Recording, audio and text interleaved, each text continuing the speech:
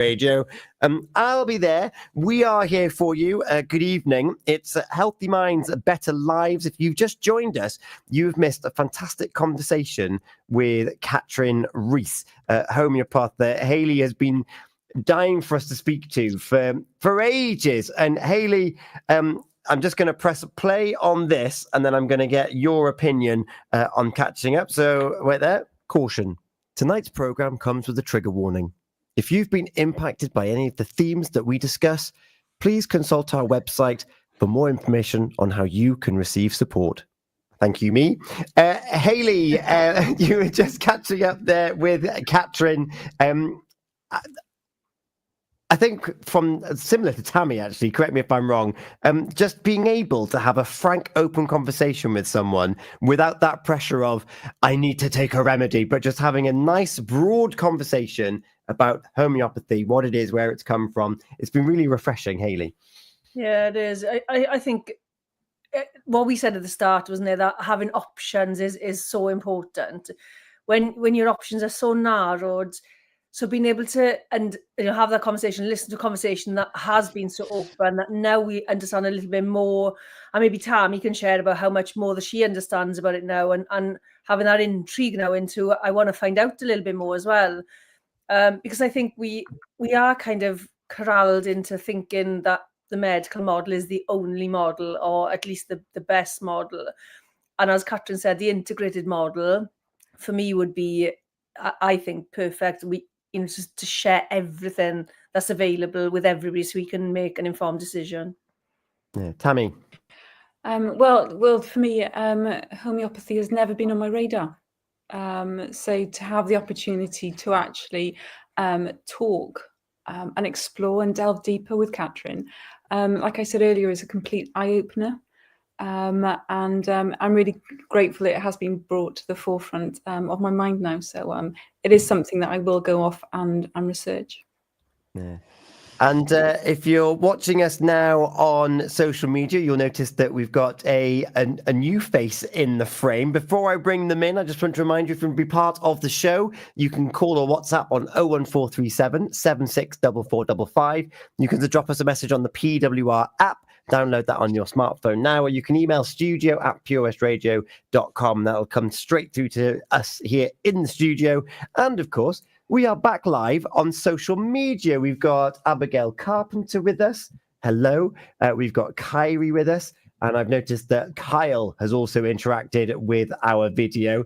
And we're going to be talking about seasonal affected disorder in just a moment. But before we come in and do that, Helen, you were waiting in the wings there when we were talking to Catherine. Your views and your reflections on homeopathy, having heard that conversation.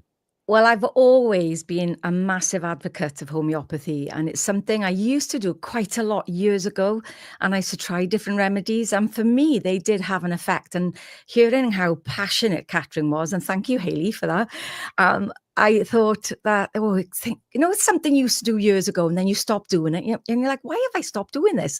And I was thinking, like, I need to get back and do this again, because it's used to have such an impact. And what I love about it, often I believe in medicine, but I think they can be complementary and work together. But as much as like an aspirin or a paracetamol is there just for a headache, what I think with homeopathic medicine is that it's there for you and it's individual to you.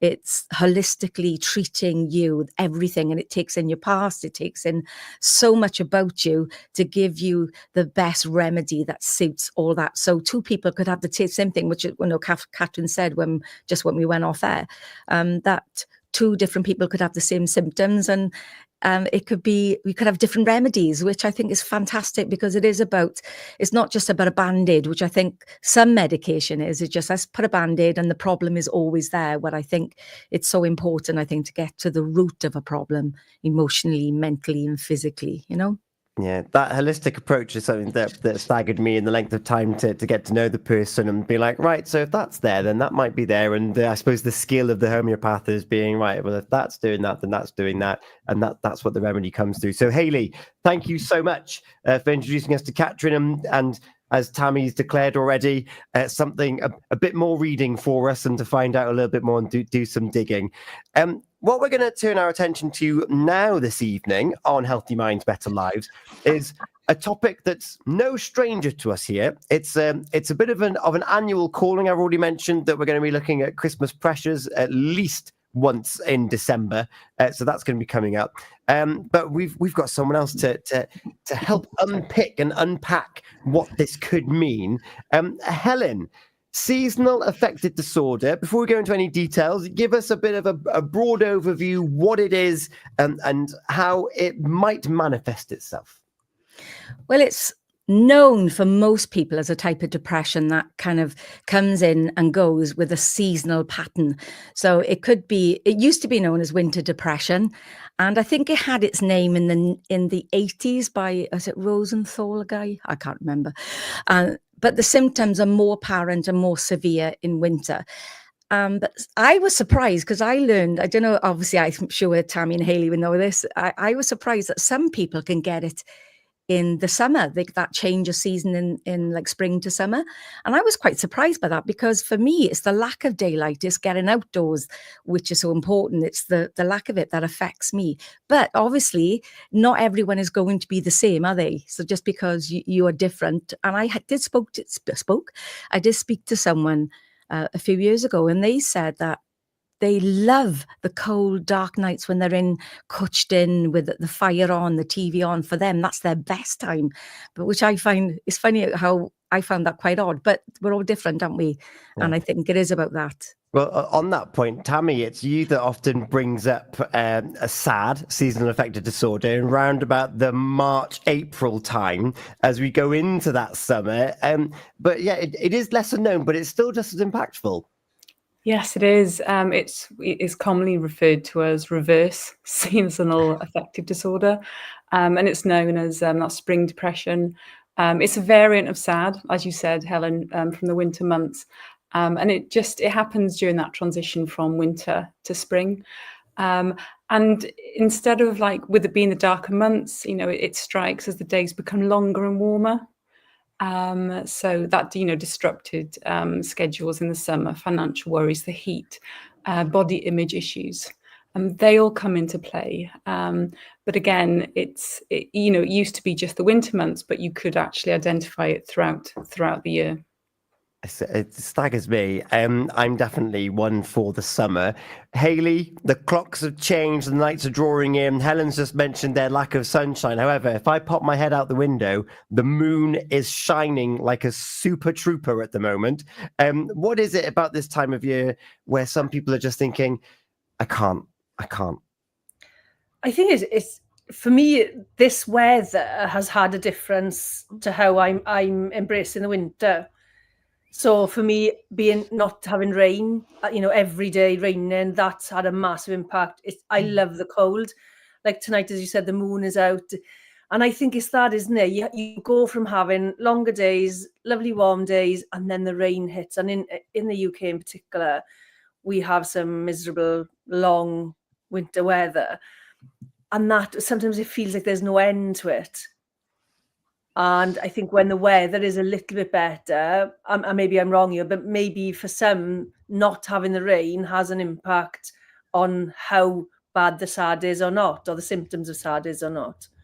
Yeah, and I could get that. I get that. When we had in summer, sorry, Tom, we had weeks and weeks, didn't we, of the rain, and I can totally see in the summer how that would affect, But I don't, as I say, I don't mind it being cold, because you can put a coat on and stuff, but it does affect me more that side, but I can totally see in the summer.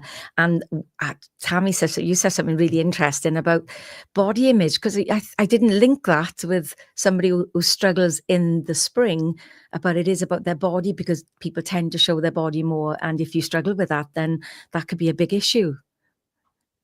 And that's why I didn't think about that, which is quite interesting.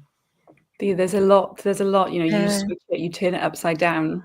And we've spoken, last year we would have spoken about it, just that kind of build up to the summer where some people, you know, they're really looking forward to it. They're looking forward to, like, I don't know, the sun, maybe it's not here, but going to sunnier climes.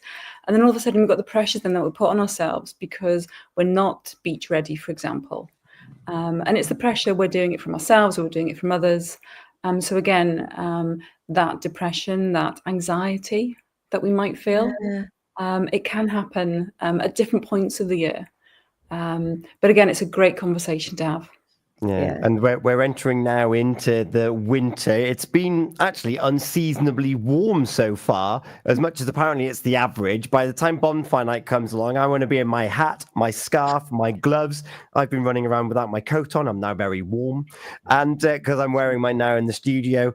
And so our winters are kind of changing, which may be impacting how we're feeling going into this month. But just as there's beach body ready in the spring and in the summer, and there's that pressure to socialize and to stay up late because the sun's staying out late, there's an expectation and a pressure now which we're building into. We started off the show talking about how I'm flanked by Christmas decorations.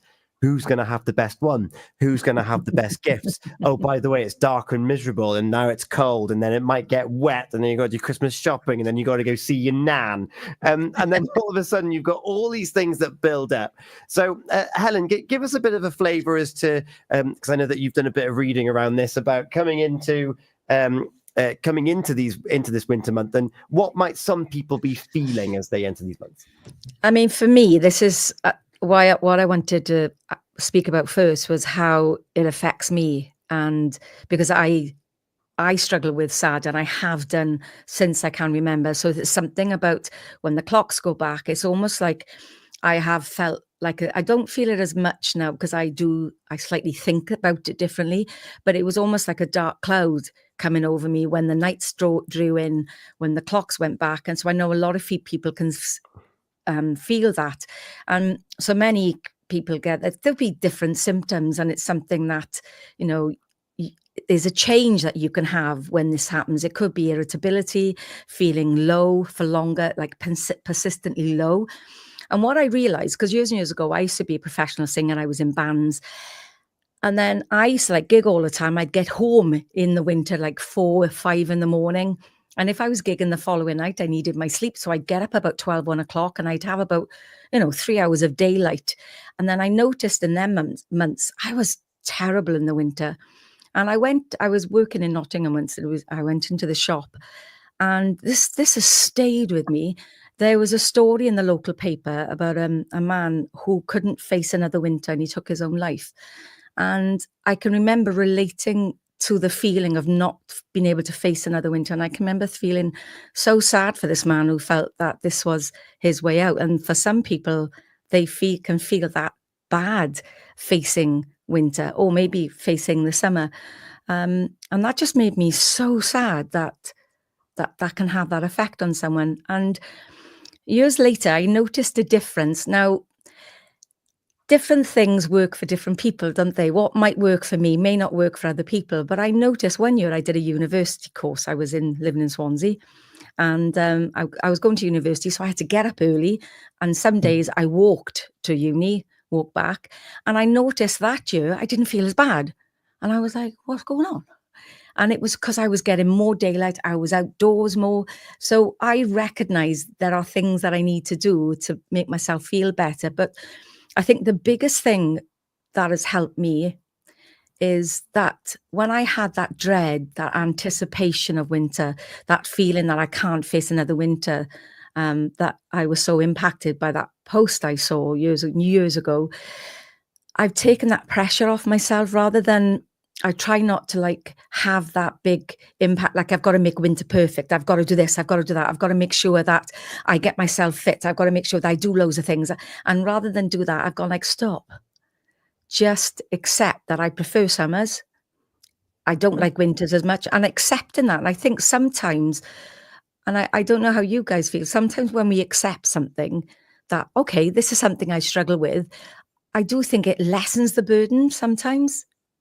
And I think by doing that, for me, it's like today, I think, well, just get out, just have a walk. So I try and take each day as it comes and make sure I try and get out as much as possible, at least get out once a day in daylight. And I respond really well to green spaces. So they do say with that can really help. Yeah. I'm going to come back to that point now about acceptance and what we can do about that. But there's another point you mentioned there, the story of the gentleman who sadly couldn't take it on in the winter. And I think it's really important to address that seasonal affective disorder, it's got the acronym SAD, and people think, oh no, you're just miserable because it's dark. But Hayley, the impact can be profound. Absolutely. Well, what we've talked about, I think, is kind of reasons behind why we feel like that. We talked about body image when it comes to spring. We're talking about sort of less daylight, the pressures of winter with Christmas and having to live in this cloudy, dark life again. And I do wonder, as you've been talking, I do wonder whether the people who struggle with it are people who are meant to hibernate for the winter. Animals go and hibernate. Do we need that hibernation? Is that why we are struggling with it? Do we need to kind of, as you've just said there, Helen, you've given yourself permission now to embrace it. This is what happens to me. And is that what we need? We need to kind of it's giving me peace in doing that, because I love that. I do feel like I might be part bear or something, because in the spring when the clocks go forward, or when you can sniff spring, do you know what I don't know if you can have that sniff of spring in the air when the flowers are blooming. There's something physiologically happens in me and I feel like I wake up. And so I know, like before here today, I was obviously off to do my show this afternoon, but I made sure I went out for a walk. I went to the gym for an hour. I just make sure I do things, even though sometimes I don't want to, but I push myself just to get out a bit and try and live a life that I would do in the summer, at least, some parts, to try and do things that are normal to me and not like think, oh, I can't, it's winter, I don't want to do this. Yeah, because we're being joined on Instagram at the moment, and we've had a comment come in which I've put on the screen for us. It reads that absolutely, this was to go back to those clocks changing to the dark. I know that we're using actually both seasons, which is great actually, because when this time comes around now, early next year, and people are thinking, I hate the word should, but I should be feeling better about myself. And then all of a sudden we're coming into Christmas and it should be jolly and it should be wonderful. However, we've got one person that's got in touch. Absolutely. When the clocks go back, it's like living permanently in the twilight zone. It becomes very depressing. The clock going back just makes it so much worse, because what used to be a lovely evening at about 6:30, 7 o'clock, all of a sudden becomes 5:30, 6:30, and then all of a sudden it becomes 4:30, 5:30. And if you're working in traditional hours, it means that you are up in the dark and you're home in the dark. And for those of us that may have difficulty accepting that, and maybe want to go into hibernation. What's the term that the Danes use? Huggy, where they've got a whole culture around what happens in the wintertime, where it is thick, soft blankets, hot chocolate, mulled cider, candles, fire glowing. And there's something about, in these months, I'm not going to push myself at breakneck speed because my body tells me no. And Tammy, that goes along with kind of what Helen's saying, because Helen's also saying, but I also still need to be a functional adult. So let's go for a walk. Let's go to the gym, but let's not give it 110%. Let's just go through it. Tammy, what are your experiences with people that you've talked with at this time of year? Well, I'm just listening now and just thinking just the importance of the power of language that's going with what we're talking about. Because, as a culture, we're told, the clocks go forward. So we spring forward. We're being told what we should be doing, as opposed to when the clocks go back, we fall back. So again, we're being told that's what happens. So there's this kind of like underlining pressure of how we should behave anyway. And it's about, I don't know, almost like challenging that narrative. So some people, like we said, actually, I quite like the winter. I quite like being rugged up. I like the dark evenings. I quite like just the kind of like, the full moon, is what you said, Hayley. And then we have the opposite, where, you know, society is telling us that we should be just looking forward. We should be kind of like springing, you know, that spring in our step. So for me, just listening and just having this conversation, and I'm hoping listeners will be able to kind of like understand is that's the importance of the power of language that we use ourselves, as well as what we tell other people. It has such a big impact on our lives. I'm going to bring Hayley on that point, but just a reminder, if you've just joined us, it's Healthy Minds, Better Lives here on Pure West Radio, our monthly show where we took a look at some of the themes relating around mental health, well-being, looking after ourselves, a bit of adaptability going on there, and looking at the moment at seasonal affective disorder, often abbreviated to SAD, at this time of the year where it's more commonly associated. And Tammy making the point there about the language that we use when we come into Christmas and everything's dark and we fall down. Hayley, language and our environment.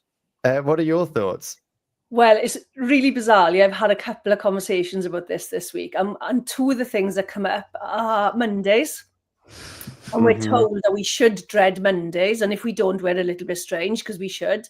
I've never dreaded Mondays, regardless of what my job is. So it's really influential how things are presented to us in the media, how we present it to ourselves.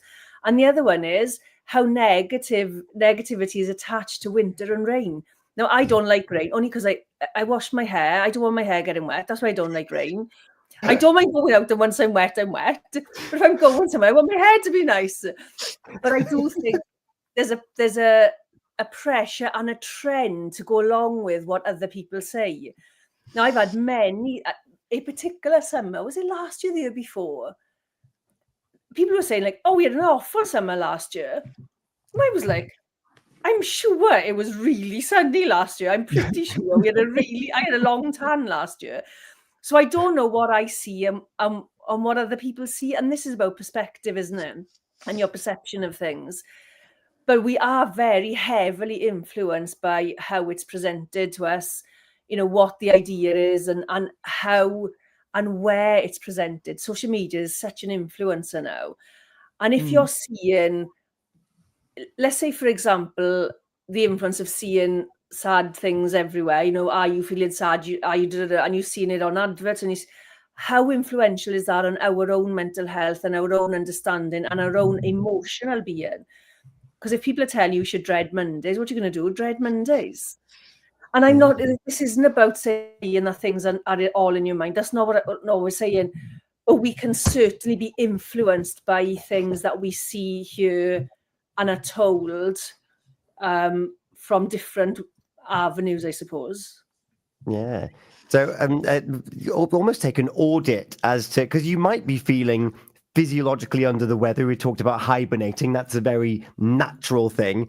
But maybe what you're ingesting through what you read and what you see and the types of people you hang around with, you might not be helping, is the suggestion that we're making. So we're encouraging a bit of an audit of how you might be feeling at this time of year. And if you are suffering with one of my life-limiting symptoms and conditions where you're like, I just can't function, I don't want to even get the basics from the shops, then please do try and reach out and get some support, whether it's in the short term from a friend or family member, someone nearby, just to be like, actually, I'm struggling a bit more than I thought I would at this time of year, just to get the wheels in motion, and the support plan can come around you. Helen, that's off the back of that little example of getting people around you. You gave us your indication as to when you started recognizing what was happening to you and the change of the seasons and what was happening. And you've taken steps now where I'm going for a walk, I'm going to go to the gym. What else is it about this time of year that you would like listeners to be aware of, so that they can kind of capture it, that they can nip it in the bud, and just to make sure that they're doing okay? It's a great question. I think it's about noticing the changes in you. And I know sometimes with SAD, it's not diagnosed until it happens they measure it normally over a few years. But it is noticing things that do change in your body. So it could be feelings of despair approaching this time of year. It could be that persistent low mood that may last for a few weeks, during the season change, but specifically to winter. And it could be like the thought for approaching December. Many people struggle with Christmas. So it's that thought of approaching Christmas. That should be the joyous time for most people, but for many it's not. And it could be like if you notice you've got, say, a loss of interest in the things that you normally enjoy, and there's often like craving lots of carbohydrates, sleeping for longer, and finding it really hard to get up in the morning, being lethargic. But like I used to do loads of I used to get up in the morning, have a routine. I know Hayley's spoken about this, and Tammy, you've said about the importance of a routine in the morning. And I used to do that all the time, but now I live with chronic pain, and the mornings are the worst time for me. I can't get up and spring. I gotta warm up really slowly and take painkillers so I can function. But now I don't put that pressure on myself, where I think you've got to allow yourself that transitional stage when your life changes. But I think it is about doing something or finding joy. And so what helps me in the morning to start your day well, I think that's important, to start your day well. And what helps me, I've got my little fur ball by the side of me, and he's so playful in the mornings. And I know that releases happy chemicals. So we have a play first thing in the morning. And for me, that does help. So it's finding something that helps you. And I would say try everything, try loads of different things, find a way of finding your joy or finding a way to help yourself. But please, if you're struggling and this is something you notice this time of year, talk to someone that you trust, talk to your GP, do reach out and talk to someone. There's lots of mental health charities. I know I've done like a sheet that we've got with loads of numbers on, which I think is going to go up on the website if it's not already. Yeah, you've got it. Awesome. So there's lots of charities that are there for you to talk to. But I think the most important thing I would say to someone, if you notice changes, be kind to yourself, because I think that's something that's so important, just noticing that. But just be aware of changes. And it could be different for everyone. It could be, you could do a workout in the morning and still feel bad, but it's just noticing changes in your daily life. Well, that's the point I want to bring Tammy on, actually. You said there, Helen, about finding your joy. And I suppose what's really important when you're finding your joy is that you're not comparing your joy with someone else's joy. You can actually be quite selfish when you're looking for the things that make you shine and sparkle. Yes, I mean, we've spoken about it before about, you don't want to compare yourself to someone else, and what works for one person may not work for you. So we do need to be able to recognize that. And it's sometimes to be selfish is really important for self-care. And I think we need to be mindful of that. I also think, when we're looking for that joy, what's going to give us that spark, or even just to improve symptoms, sometimes it can be just useful to go and talk to family or friends. So they understand that how your mood is changing because of the season. And perhaps then that can actually help them to support you more effectively. Because if you don't actually have those conversations, friends and family don't know that you're suffering in the way that you are. They might feel that you're coping really well, that you're going about your day-to-day fine. They don't know what's happening behind closed doors. And I can see you agreeing there, Helen. It's, just have those conversations and just tell people how you're feeling. We can all smile, can't we? We can all smile for a photo. I've done it myself. And when you're feeling at your worst. And what I was going to ask, because I know, Hayley, you're a massive advocate of, getting a routine in the mornings. And I used to do like a routine where I was an hour this, hour that, and I can't do it now. But I think, and I've said to people before, it's about doing them in increments of time that you can cope with. Do you, in your experience, do you find that's as effective for someone, even if it was 5 minutes doing mindfulness, 5 minutes having a stretch, is better than doing nothing? I mean, I know what my view is in it, but I'm wondering, because I know you really advocate for that. Do you think that people should really just break it down a little bit? The way I look at it with anything, whether this is looking at your mental health and your well-being or parenting, it's the quality of time, not the length of time. Yeah. So if you can put a small thing in 5 minutes and get something out of that, wonderful. And if you're willing to do that 5 minutes every day, even better. And I think if you're going to manage 5 minutes over an hour every day, then do the 5 minutes. But and the more quality you make that, we put a lot of pressure on ourselves. I need to do an hour of this or 2 hours of that, or I should be doing that. Yeah. And actually, using parenting as a comparative, you can spend 2 hours with your children, and after 5 minutes, they've had a gut full of you. If you go in and you spend 10 minutes of talking and playing and singing and laughing and joking, and they go off, that's a memory for life. And I think this is the same thing.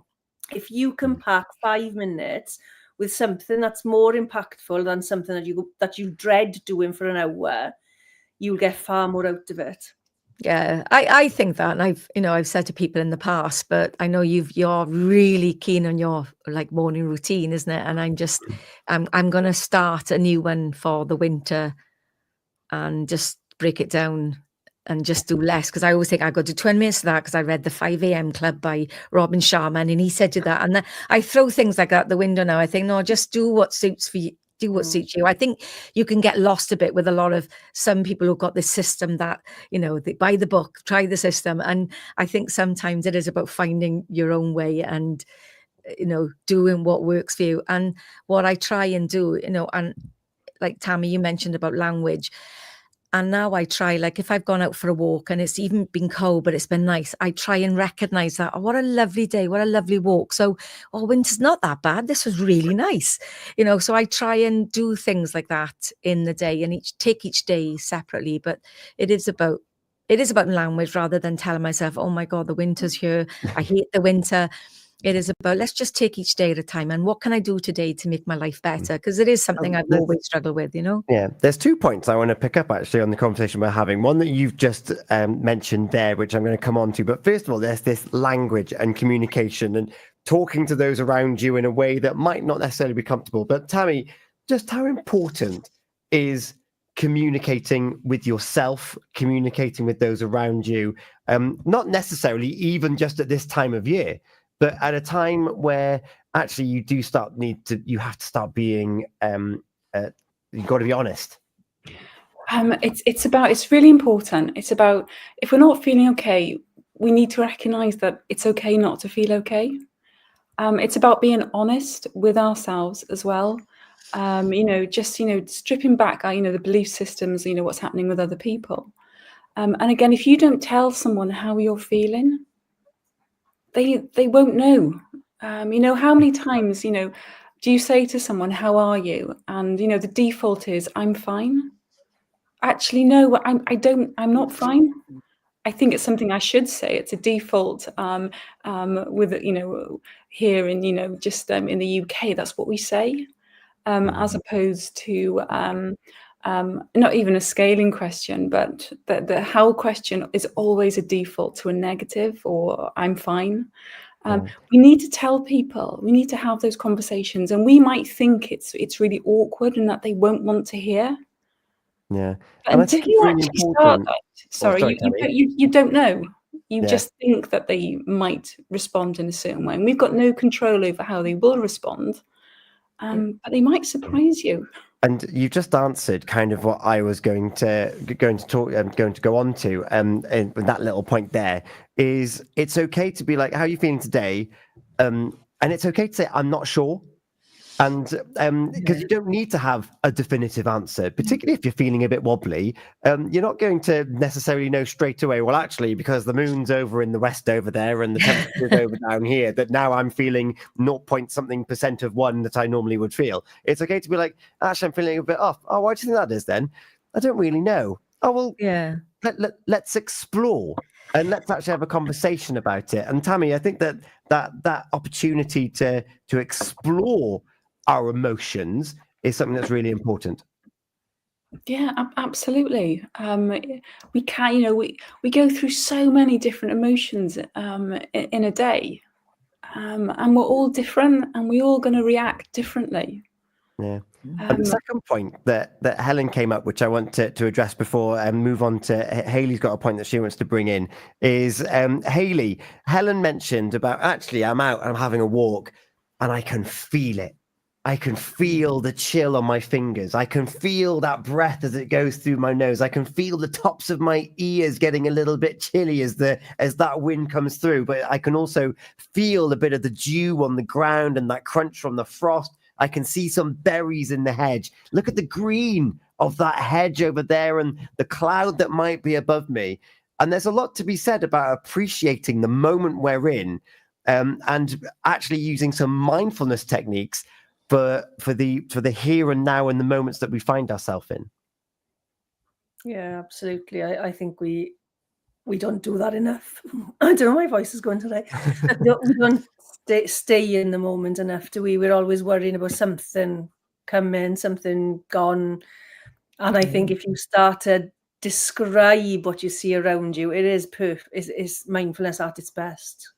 Yeah, and you start getting you start to remember things better, and then all of a sudden you've got lots of postcards in your head. It's like, oh, do you remember when I went for that race around? If I went for that walk around the race course, and there were the birds flying around, and the dog was having a great time, and wasn't that couple lovely when they came over and said hello? And all of a sudden you can start building up these other memories of what can otherwise be a drab day. Hayley, you've got another point that you want to come in on. Yeah, kind of building on what you just said there, really, about building those postcards of memories. Something that we are very practiced at doing is waiting. So if we've talked about this before, I think, if we are going through these cycles every year, or if maybe maybe you do it in the spring and the winter, when do you actually start becoming proactive at tackling the symptoms? Most people will just wait until they get an obvious symptom before they do anything. And they'll worry about it coming, and then it comes, and then it feels like it's too late to do anything about it, because now I'm in it. I'm in it, I've got no control. But I do this a lot with clients. If you start tackling it at the earliest warning sign you become aware of it, you can change the trajectory of it. It's a great point. I love that. I think we wait until it happens. So my sort of guidance on it would be, know your patterns. If you can reflect on how your pattern is from last year and the year before and the year before, if you can reflect on that and understand when it starts, and then start whatever techniques there, whether it's building up the morning routine or the evening routine or the daily routine, you start maybe back in June, July, because already on your mind then, winter's coming, we know it's coming, June, July, that little thought of, oh, winter, it'll be winter before we know it. That first thought of that, if we start there, you'd be surprised at the impact by the time the winter comes on how you're feeling and how you're dealing with it. I think that's a great bit of advice, that is. Just as soon as you're aware of it, do something and be proactive in our lives rather than waiting for things to happen. I love that. Right, I'm going to do that next year now. I'm going to do it. But I also think it's never too late as well. And I think that's important as well. We often think, I'm in it now, it's too late. But actually, okay, so what have I done in the past that's worked? What have I done in the past that hasn't worked? What's going to help me now? What do I need now? What do I need to do now? Yeah. I think it, as you say, is recognizing that, like, I know that, like, every week I don't live far from the Botanic Gardens. So I make an effort going there every week on it's got to be doggy day though. And for me, there's something that happens to me because it's all green, it's beautiful, and that has a physiological change in me. So I make sure that's a non-negotiable that I do every week. And it is something about getting out and recognizing that these things help me. Go into the gym. Like, I was tired. I was in A&E last night till about 2:00. So, and I haven't had much sleep, but I thought, no, I need to go to the gym and make an effort, even though I was picked up lighter stuff and took it easy, but I still made an effort to go. It doesn't have to be a mad routine or anything. It's just doing things that have an impact, isn't it? Mm. And I've got to ask, Helen, how good did you feel afterwards? Yeah, I'm glad I made the effort. I got to tell you, because you're wondering why I was in A&E, or if you weren't, don't worry, I'm going to tell you anyway. No, I've had this abscess in my tooth, and I had to have the tooth extracted. They couldn't extract it, they couldn't save it, and an infection got in, and I was feeling very unwell yesterday. And then I had to go to A&E in there to check for stuff, but just got antibiotics. But it's a long, long wait, isn't it? It was a long time. So Tammy, as we're I'm just trying to look at the time. We've just gone 10:30 here this evening. We're talking about seasonal affective disorder. We've got Helen Enser Morgan from the afternoon show been sharing her experiences here this evening. We've got some techniques from Hayley about actually looking at your patterns and looking at, well, hang on, let's try and catch it before it becomes an issue. And so if it's on your mind, if there are thoughts, and then all of a sudden there might be some symptoms, you start seeing yourself maybe recoil a little bit. What can you do about it before it gets to a point of, I'm too deep? And even when you are too deep, what can you do to find out where you are to start getting and moving on? Helen's just given an example there of, no, I'm still going to go. I won't be as rigorous, but I'm still going to go. And as we just found out, Tammy asked the question, how did you feel afterwards? I'm glad I went. Tammy, what other techniques can we look at this time of year to help us with these darker nights and with heading into what is going to be quite for many people a pressure-filled time, which we'll cross in more detail next month? Well, without mentioning anything to do with festivities, let's save that. I'm going to bring that back. When it comes to improving symptoms with regards to SAD, it is trying to get as much natural sunlight as possible, even if it is just, popping outside at lunchtime for a walk. It's sitting near windows if you're indoors. Just moving your seat, even if you're unable to actually physically get outside. Let's try and get closer to a window. Maybe even trying to eat that little bit healthier. Again, that wrong time of year, because we're all trying to rug up, and there's so many just like nice, tasty things in stores at the moment. I'd like to say avoid stressful situations, but again, life happens, so I won't say that. But I think a really important one, I said it earlier, is just to tell people how you're feeling, because if they don't know, they're just going to maybe just treat you the same. And then no one's actually listening. So it's important to actually say, I'm really struggling with winter. I'm really struggling with SAD. And just bring it to their attention and to raise awareness that way as well.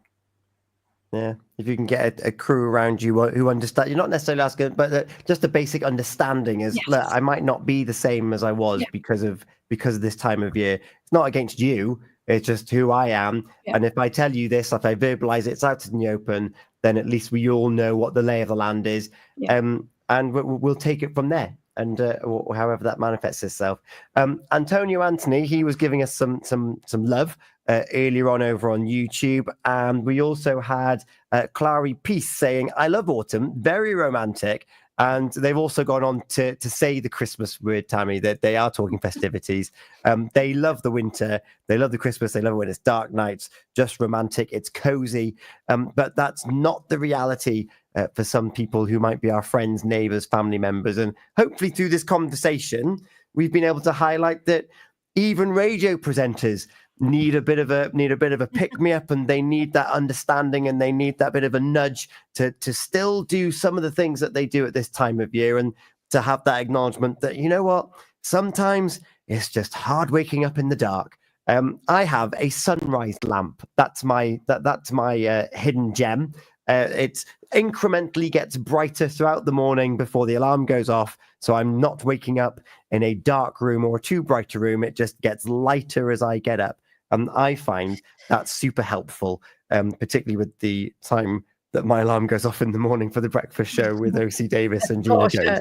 I couldn't do that. Where I've had, I don't know if I haven't got any now, but you can get light bulbs that emulate natural sunlight.